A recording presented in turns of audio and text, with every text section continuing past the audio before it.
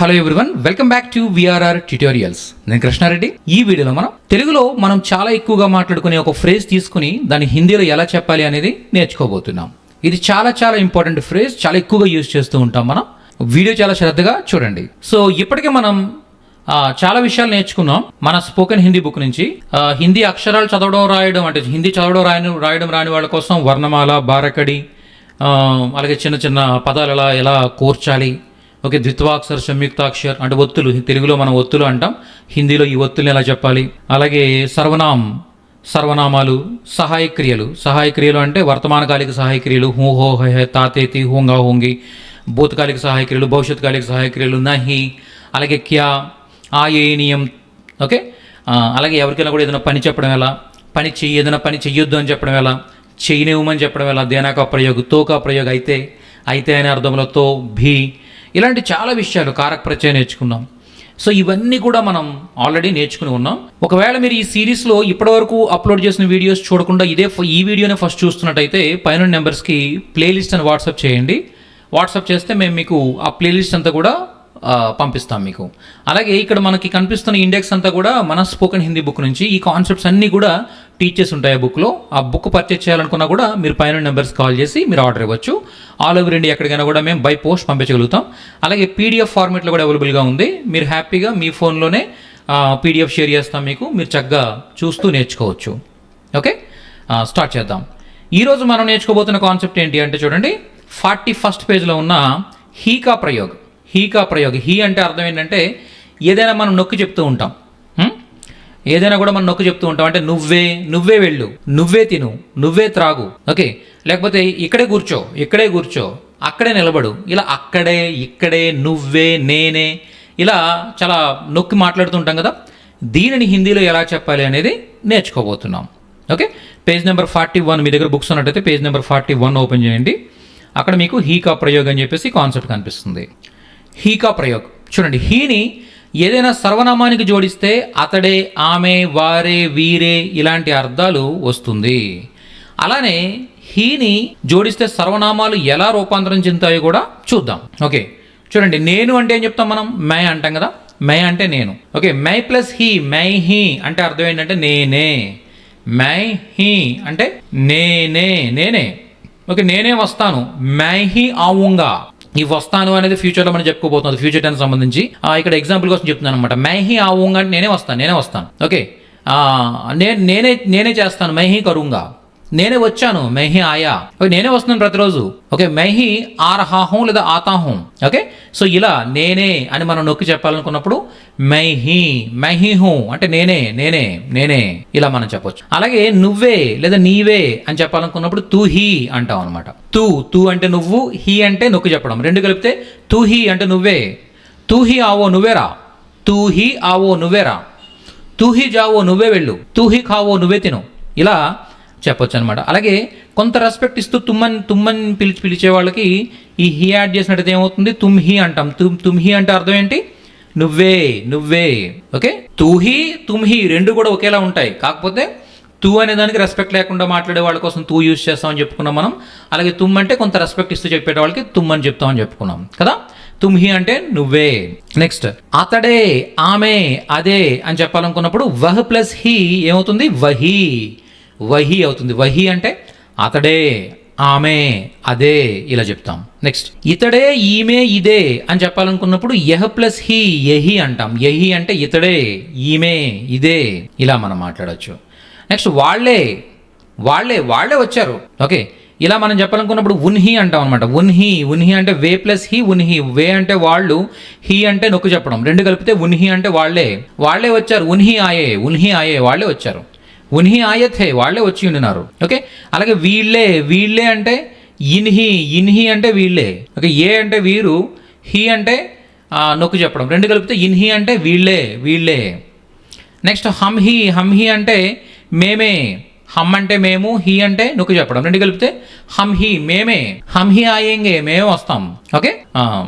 ఇలా హమ్ హీ కర్రే మేమే చేస్తున్నాం ఇలా. నెక్స్ట్ తమరే అని చెప్పాలనుకున్నాడు ఆప్ ప్లస్ హీ, ఆప్ హీ, తమరే రండి, ఆప్ హీ ఆయియే తమరే రండి, ఆప్ హీ జాయియే తమరే వెళ్ళండి, ఓకే, సో ఇలా. నెక్స్ట్ అక్కడే అక్కడే అక్కడే అన్నప్పుడు వహా ప్లస్ హీ వహీ అవుతుంది అనమాట.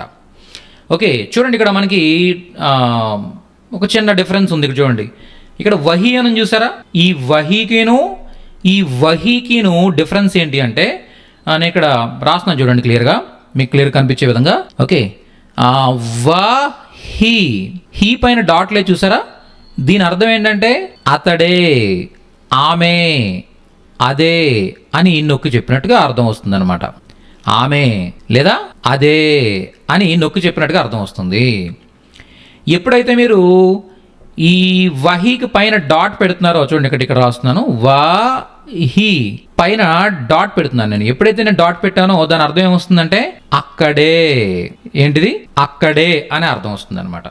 ఈ పైన ఉన్న డాట్ ఏంటంటే ఈ వేరియేషన్ తీసుకొస్తుంది అనమాట. అతడే, ఆమె, అదేనా లేదా అక్కడేనా అనే డిఫరెన్స్ మనం తీసుకురొస్తుంది.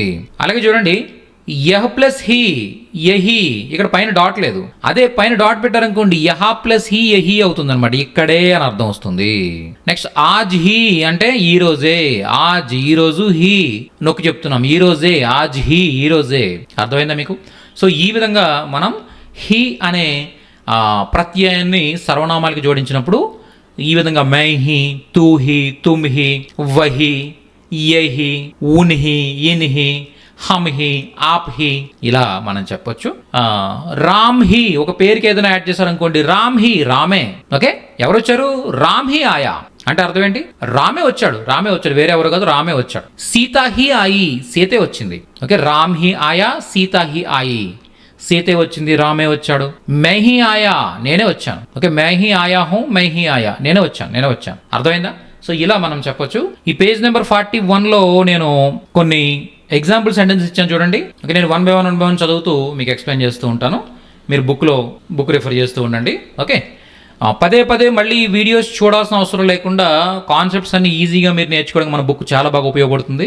ఆల్ ఓవర్ ఇండియా ఎక్కడికైనా కూడా మేము బై పోస్ట్ పంపించగలుగుతాం మీకు ప్రింటెడ్ బుక్. లేదనుకుంటే పీడిఎఫ్ అవైలబుల్గా ఉంది, మీకు వెంటనే మేము వాట్సాప్లో షేర్ చేయగలుగుతాం. మీరు డౌన్లోడ్ చేసుకుని చక్కగా మీరు ప్రాక్టీస్ చేయడం మొదలు పెట్టవచ్చు అనమాట. హిందీ నేర్చుకోవడం మొదలు పెట్టవచ్చు. మీరు ఎక్కడున్నా కూడా పీడిఎఫ్ మీకు చాలా సౌలభ్యంగా ఉంటుంది. అలాగే ప్రింటెడ్ బుక్ అయితే మీకు హ్యాపీగా మీ ఐ స్ట్రెయిన్ అవ్వకుండా చక్కగా మీరు చదువుకోవడానికి చాలా కంఫర్టబుల్గా ప్రింటెడ్ బుక్ ఉంటుంది. ప్రింటెడ్ బుక్ కానీ పీడిఎఫ్ కానీ ఏదైనా కూడా మీరు ఆర్డర్ ఇవ్వాలనుకున్నట్టయితే పైన నెంబర్స్ కనిపిస్తున్నాయి. ఈ నెంబర్స్కి మీరు కాల్ చేసి మీరు ఆర్డర్ ఇవ్వచ్చు, మేము పంపించగలుగుతాం. ఓకే, నెక్స్ట్ నువ్వేరా అంటే తుమ్ హీ ఆవో, తుమ్ అంటే నువ్వు, హీ అంటే నొక్కి చెప్పడం, తుమ్ హీ ఆవో నువ్వేరా. నెక్స్ట్ తమరే రండి, ఆప్ హీ ఆయియే, ఆప్ తమరు, హీ నొక్కి చెప్పడం, ఆప్ హీ తమరే, ఆయియే రండి, ఆప్ హీ ఆయియే. ఇక రేపే రండి, రేపే అంటే కల్ అంటే రేపు, హీ అంటే నొక్కి చెప్పడం, రెండు కలిపితే కల్ హీ రేపే, ఆయియే రండి, కల్ హీ ఆయియే రేపే రండి. ఓకే, రేపే రండి. నెక్స్ట్ తుమ్ హీ ఆవో ఆజ్ హీ ఆవో అంటే అర్థం ఏంటి? తుమ్ హీ అంటే నువ్వే, ఆవో అంటే రా, ఆజ్ హీ అంటే ఈరోజే, ఆవో అంటే రా, తుమ్ హీ ఆవో ఆజ్ హీ ఆవో. ఓకే, నెక్స్ట్ అలాగే అతడినే తీసుకురా, అతడినే అంటే ఏం చెప్తాం మనం? మనకు తెలిసి యాక్చువల్గా మనం ఆల్రెడీ ప్రత్యయాలు నేర్చుకున్నాం మనం. ఓకే, వహ్ అంటే అతడు, అతడిని అంటే అర్థం ఏంటి? వహ్ ప్లస్ కో యాడ్ చేస్తాం, రెండు కలిపితే ఏమవుతుంది? ఉస్సే అవుతుంది. ఓకే, ఉస్సే అంటే లేదా ఉస్సే కానీ లేదా ఉస్కో అని కానీ చెప్తాం మనం. ఉస్సే లేదా ఉస్కో అంటే అతడిని అని అర్థం అనమాట, ఉస్సే లేదా ఉస్కో. ఓకే, ఉస్సే హీ అంటే అర్థం ఏంటి? అతడినే, లావో తీసుకురా, లే ఆవో తీసుకురా, లావో తీసుకురా. చూడండి నెక్స్ట్ వారి నుండే తీసుకో. ఓకే, ఉన్హోన్సే హీ లేలో లేదా ఉన్సే హీ లేలో అని కూడా మనం చెప్తూ ఉంటాం. ఉన్హోన్సే హీ లేలో లేదా ఉన్సే హీ లేలో అని కూడా మనం చెప్పొచ్చు అనమాట. నెక్స్ట్ అక్కడే కొనండి, వహీ ఖరీదియే, వహీ అక్కడే, ఖరీదియే కొనండి, వహీ ఖరీదియే అక్కడే కొనండి. వహా ప్లస్ హీ వహీ అవుతుందని చెప్పుకున్నాం పైన మనం. వహీ ఖరీదియే అక్కడే కొనండి. అలాగే అదే కొనండి అంటే వహీ ఖరీదియే, పైన వహీ అని ముక్కుతో పలికితే అక్కడే అని అర్థం వస్తుంది. అదే అన్నప్పుడు వహీ లైట్గా పలుకుతుంది చూసారు ఇక్కడ, వహీ అక్కడే, వహీ ఖరీదియే అదే కొనండి. ఓకే, సిర్ఫ్ వహీ ఖరీదియే అంటే అక్కడ మాత్రమే కొనండి, మాత్రమే లేదా కేవలం అని చెప్పాలనుకున్నప్పుడు సిర్ఫ్ యూజ్ చేస్తాం అనమాట. సిర్ఫ్ అంటే అర్థం ఏంటి? మాత్రమే లేదా కేవలం అని చెప్పేటప్పుడు సిర్ఫ్ యూజ్ చేస్తాం. సిర్ఫ్ అంటే అర్థం ఏంటి? కేవలం లేదా మాత్రమే అని చెప్తున్నాం. అర్థమైందా మీకు? సో ఇలా మనం హీకా ప్రయోగ్ అంటే పేజ్ నెంబర్ 41లో ఉన్న హీకా ప్రయోగ్ మనం చూడడం జరిగింది. అలాగే ఇదే పేజ్లో మరికొన్ని సెంటెన్సెస్ డే టు డే లైఫ్లో మనం యూజ్ చేసే సెంటెన్సెస్ ఉన్నాయి చూడండి. సో ఇక్కడ ఒక నోట్ ఉంది చూడండి. ఇప్పటి వరకు మనం కొన్ని ప్రాథమిక అంశాలను చూడడం జరిగింది. ఈ జ్ఞానంతో ఇప్పుడు మనం ఏ భాష నేర్చుకోవాలన్నా తప్పక తెలుసుకోవాల్సిన కాలాలు టెన్సెస్ అంటాం. టెన్సెస్ నేర్చుకోవడం మొదలు పెట్టబోతున్నాం. టెన్సెస్ అనేవి ఏంటంటే ప్రతి భాషకి కూడా కంపల్సరీ మనం తెలుసుకోవాల్సిన అంశం అనమాట టెన్సెస్ అనేది. అది ఇంగ్లీష్ అయినా హిందీ అయినా ఏ లాంగ్వేజ్ అయినా కూడా టెన్సెస్ అనేది కంపల్సరీ తెలుసుకోవాలి. ఇప్పుడు మనకి ఆ టెన్సెస్కి వెళ్ళడానికి కావాల్సిన ఫండమెంటల్ నాలెడ్జ్ అయితే ఇప్పటివరకు మనం గెయిన్ చేస్తూ వచ్చాం ఈ 41st పేజ్ వరకు కూడా. ఓకే, సో ఇప్పుడు మనం టెన్సెస్కి వెళ్ళబోతున్నాం అనమాట. వెళ్లే ముందు కొన్ని డే టు డే లైఫ్లో యూజ్ చేసే కొన్ని సెంటెన్సెస్ మనం చూద్దాం. చూడండి, ఇక్కడ మనం మన అభిరుచుల గురించి నేర్చుకోబోతున్నాం. అభిరుచులు అంటే హిందీలో షౌక్ అంటాం అనమాట. షౌక్ అంటే అభిరుచి. ఓకే, అపనే షౌకే బారేమే అంటే మన అభిరుచుల గురించి, మన ఇష్టిష్టాలు. అభిరుచులు అంటే ఇష్టిష్టాలు, మనకి ఏమి ఇష్టం లేదు అని చెప్పడం ఎలాగానే చూద్దాం. చూడండి, మనకి ఏదైనా చేయడం ఇష్టం అని చెప్పాలనుకున్నప్పుడు ముజే కితాబే పడ్నా బహుత్ పసంద్ హై. నాకు కితాబే పడ్నా పుస్తకాలు చదవడం బహుత్ చాలా పసంద్ హై ఇష్టం. పసంద్ అంటే ఇష్టం అనమాట. పసంద్ హై అంటే నాకు ఇష్టం అని చెప్తున్నాం. ఓకే, అలాగే చూడండి నెక్స్ట్ ముజే గానా బహుత్ పసంద్ హై. నాకు పాటలు పాడడం చాలా ఇష్టం. ఓకే, ముజే గానా బహుత్ పసంద్ హై. అయితే ఇక్కడ పాటలు అన్నప్పుడు గానా అని చెప్తూ ఉంటాం జనరల్గా. గానే అంటే పాటలు, గానా అంటే పాట. ఒక సింగిల్ పాటని మనం గానా అంటాం. గానే అంటే పాటలు.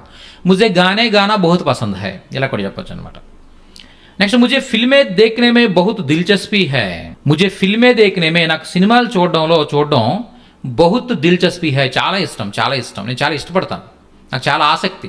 దిల్చస్పీ అంటే అర్థం ఏంటంటే ఇష్టము లేదా ఆసక్తి అనే అర్థంలో మనం తీసుకోవచ్చు అనమాట. దిల్చస్పీ హై. ముజే ఫిల్మే దేఖ్నే మే బహుత్ దిల్చస్పీ హై.